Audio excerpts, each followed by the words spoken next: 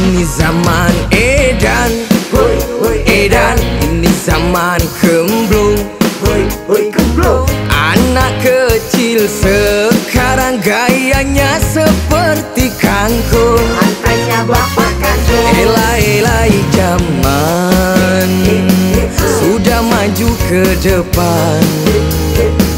Elai zaman semakin tak masuk pikiran.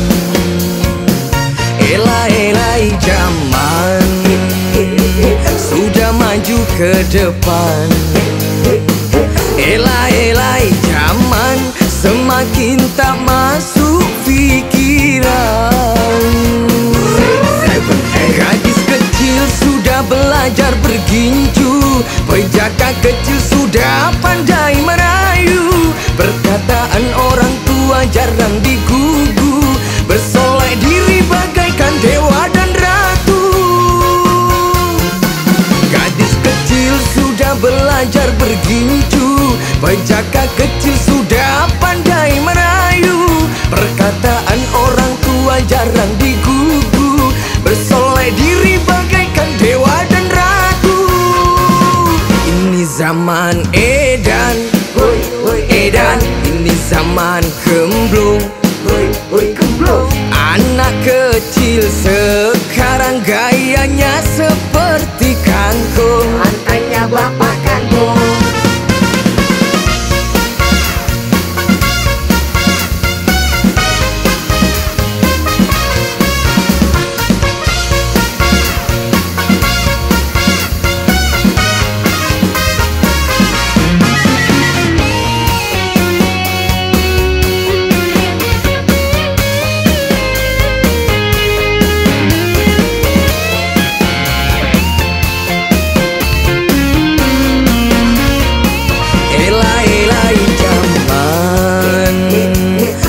Maju ke depan. Elai zaman semakin tak masuk pikiran. Elai zaman sudah maju ke depan. Elai zaman semakin tak masuk pikiran.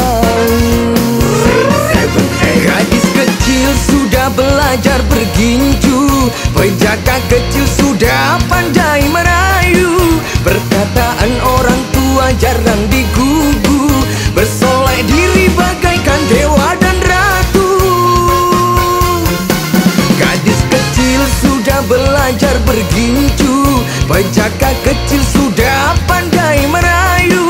Perkataan orang tua jarang digugu, bersolek diri bagaikan dewa dan ratu. Gadis kecil sudah belajar berginju, pejaka kecil sudah pandai merayu. Perkataan orang tua jarang digugu, bersolek diri bagaikan dewa dan ratu.